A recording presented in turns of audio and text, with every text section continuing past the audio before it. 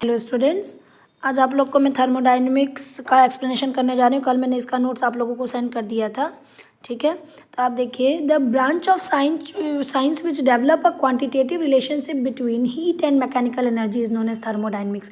देखिए, नाम से ही पता चल रहा है, थर्मो मतलब होता है हीट, थर्मो मतलब क्या होता है, हीट होता है, ठीक है।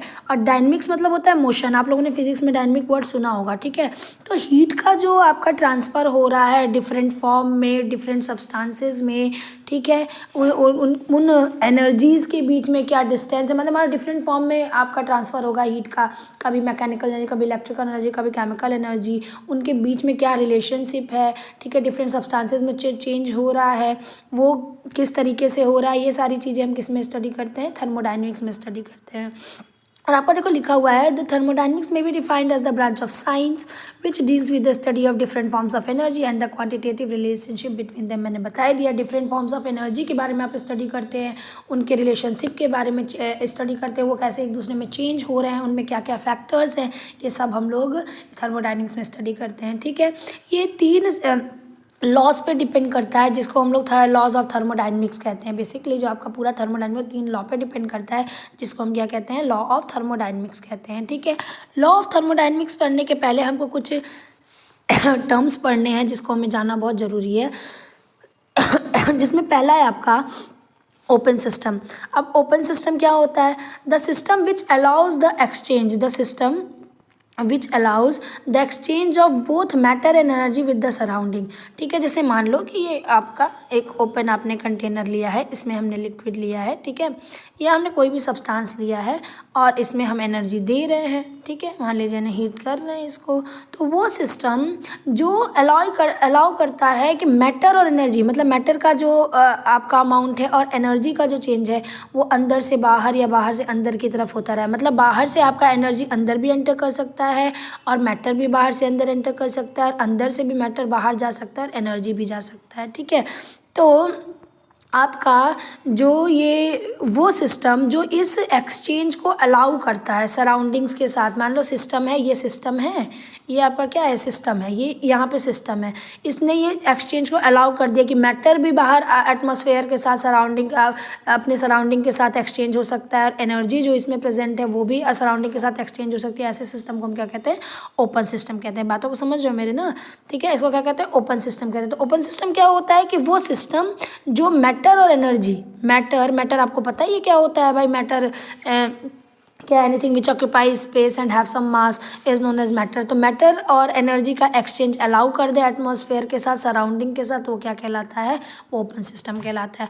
दूसरा आपका हो जाएगा क्लोज सिस्टम, ठीक है। क्लोज सिस्टम क्या होता है, the system which allows only the exchange of energy. Close system वो सिस्टम है जिसमें सिर्फ एनर्जी का एक्सचेंज हो, जिसमें क्या हो, एनर्जी। मान लो एक क्लोज्ड वेसल ले लिया हम लोग, क्लोज्ड वेसल ले लोगे तो आपका मैटर तो आपको मान लीजिए वेपराइज हो रहा है तो वो तो बाहर जाएगा नहीं, मगर एनर्जी का एक्सचेंज हो सकता है। भाई आपको पता है कि अगर कोई वेसल है, क्लोज्ड वेसल है, इंसुलेटर नहीं होना चाहिए, उसको किसी हीट के कांटेक्ट में आप रख दोगे, मान लो हम यहाँ से हीट दे रहे हैं तो वो हीट अब्जॉर्व करेगा, हीट यहाँ पे अंदर आएगी, ठीक है। तो आपका क्या कर रहा है, एनर्जी का एक्सचेंज तो अलाउ कर रहा है मगर मैटर का एक्सचेंज अलाउ नहीं कर रहा है। सर भाई क्लोज्ड हमने कर दिया, क्लोज वेसल कर लिया, तो मैटर मान लीजिए कोई चीज़ वेपराइज भी हो रही है तो वो बाहर जा नहीं पाएगी और बाहर से कोई चीज़ अंदर आ नहीं पाएगी। मगर आपका इस वेसल को हम हीट कर रहे हैं, ये इंसुलेटर नहीं है, प्योर कंडक्टर है, इसको आप हीट कर रहे हो तो ये हीट आपका अंदर एंटर करेगा कि नहीं। और इसके कांटेक्ट में आप कोई और चीज़ रख दीजिए तो वो भी आपका ये अंदर से बाहर उसको भी हीट मिल जाएगी। तो ऐसा सिस्टम जो सिर्फ एनर्जी का एक्सचेंज अलाउ कर रहा है सिस्टम सराउंडिंग के साथ, मगर मैटर का एक्सचेंज अलाउ नहीं कर रहा है, ऐसे सिस्टम को हम क्लोज सिस्टम का। जैसे लिखा है heating of water in a sealed metallic container, metallic term दे दिया है ना, मेटेलिक मतलब प्योर कंडक्टर है आपका यहाँ पे, ठीक। नेक्स्ट है आइसोलेटेड सिस्टम। आइसोलेटेड सिस्टम क्या होता है, जिसमें ना ही मैटर का एक्सचेंज हो ना ही एनर्जी का एक्सचेंज हो। जैसे मान लो हम लोग जो मिल्टन का बॉटल, एक अच्छी क्वालिटी वाला बॉटल जो लेके इंसुलेटर वाला बॉटल लेके चलते हैं, कि हमने पानी गर्म करके उसके अंदर रख दिया तो उसमें वो पानी आपका गर्म ही रहेगा, कुछ जितनी उसकी वैलिडिटी होगी, जितनी उसकी आप कह सकते हो टेंडेंसी होगी, तो वो पानी गर्म ही रहेगा, वो पानी ठंडा नहीं होगा, क्योंकि ना ही मैटर का कोई एक्सचेंज हो रहा है सराउंडिंग के साथ, ना ही आपका एनर्जी का कोई एक्सचेंज, ना ही एनर्जी अंदर से बाहर आ रही है। अब बाहर से आप अगर उस बॉटल को हीट भी करते रहोगे तो एनर्जी अंदर भी नहीं जाएगी। तो हम सील्ड बॉटल ले लीजिए, इंसुलेटर ले लीजिए, जो थर्मस हम लोग लेके चलते हैं, वो कैसा सिस्टम, आइसोलेटेड सिस्टम है, उसमें ना मैटर का एक्सचेंज होगा सराउंडिंग के साथ, ना ही आपका एनर्जी का एक्सचेंज होगा। तो ये 3 टाइम के सिस्टम थे, ठीक है। अब आ जाइए प्रॉपर्टीज़ पे। प्रॉपर्टीज़ आपकी क्या होती है, इंटेंसिव और एक्सटेंसिव। प्रॉपर्टीज़ क्या है, वो properties, the properties which do not depend upon the quantity of matter present in the system are called intensive properties. वो प्रॉपर्टीज़ जो मैटर की क्वांटिटी पे डिपेंड नहीं करता है, भाई सिस्टम में मैटर की क्या क्वांटिटी है इन पे डिपेंड नहीं करता है, वो प्रॉपर्टीज़ कहलाती है इंटेंसिव प्रॉपर्टी। जैसे कि टेम्परेचर मतलब मेल्टिंग एंड बॉइलिंग पॉइंट की बात आपको कर रहा है। अब मेल्टिंग और बॉइलिंग पॉइंट जैसे आपका होता है कि पहला पार्टिकल जब भी आपका किसी सब्सटेंस का कोई सॉलिड का पहला पार्टिकल मेल्ट किया, वही उसका मेल्टिंग पॉइंट है, ठीक है। अब आपने कितना भी लिया है, मेल्टिंग पॉइंट उसका वही रहेगा, ठीक है। आप 1 किलो लीजिए, आप 1 टन ले लीजिए, मेल्टिंग पॉइंट उसका चेंज नहीं होगा। डेंसिटी क्या करते हैं हम, पर यूनिट वॉल्यूम निकालते हैं। डेंसिटी हम क्या निकालते हैं, पर यूनिट वॉल्यूम निकालते हैं, कि भाई मान लीजिए हमने इतना वॉल्यूम पूछा कि इतने वॉल्यूम में आपके सब्सटेंस की डेंसिटी कितनी होगी, तो इतने वॉल्यूम में जितने पार्टिकल्स आपके कवर किए होंगे उनका मास अपॉन वॉल्यूम आपका क्या हो जाएगा, डेंसिटी हो जाएगा।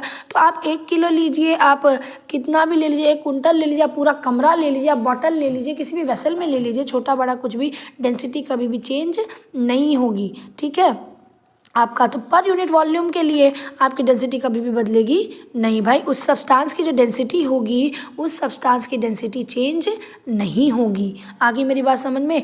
नेक्स्ट आपका कंसंट्रेशन हो गया, ये भी आपका इंटेंसिव प्रॉपर्टी। कंसंट्रेशन वही number of moles upon volume in litre. अब नंबर ऑफ मोल्स हो गया आपका कंसंट्रेशन। आपका वॉल्यूम जब एक बार फिक्स है तो आपने वहाँ पे हमारा कंसंट्रेशन मोलैरिटी जो होगी वो नंबर ऑफ मोल्स पे डिपेंड करेगी, ठीक है। तो ये आपके अमाउंट पे डिपेंड नहीं करती, क्वांटिटी पे डिपेंड नहीं करता है कि आपने ज़्यादा लिया है कम लिया है, ठीक है। आपका जो कंसंट्रेशन होगा वो सिंपल सा है कि वॉल्यूम जो आपका है उस पर डिपेंड कर रहा है, ठीक है, मैटर की क्वांटिटी पे नहीं।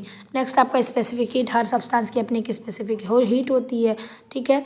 स्पेसिफिक हीट मतलब जैसे कि ऑयल की कम होती है इसलिए ऑयल जल्दी गर्म हो जाता है, वाटर की ज़्यादा होती है इसलिए वाटर लेट में गर्म होता है। तो हम 1 किलो वाटर लें, हम 1 लीटर ऑयल ले लें, ठीक है, तो उसकी स्पेसिफिक हीट कभी भी चेंज नहीं होगी। नेक्स्ट आपका विस्कोसिटी क्या होता है, आपने ये भी फिजिक्स में पढ़ा होगा भाई। लिक्विड के लेयर्स आपस पे क्या करते हैं, आप ऐसे समझिए कि फ्लो करते हैं, ठीक है, और उस फ्लो को जो अपोज करता है उस प्रॉपर्टी को हम विस्कोसिटी कहते हैं। ये आप लोग फिजिक्स में बहुत अच्छे से पढ़ोगे। या हो गया सरफेस टेंशन, ये सब क्या हो गया, ये सब इंटेंसिव प्रॉपर्टी है, मैटर की क्वांटिटी पे डिपेंड नहीं करता है। मगर एक्सटेंसिव प्रॉपर्टी आपका है, एक्सटेंसिव प्रॉपर्टी जो है, अब देखो मैं बता दूं, अभी आप नंबर ऑफ मोल्स उसमें एग्जांपल आएगा तो concentration is number of moles upon volume in litre, ठीक है, ये होगा।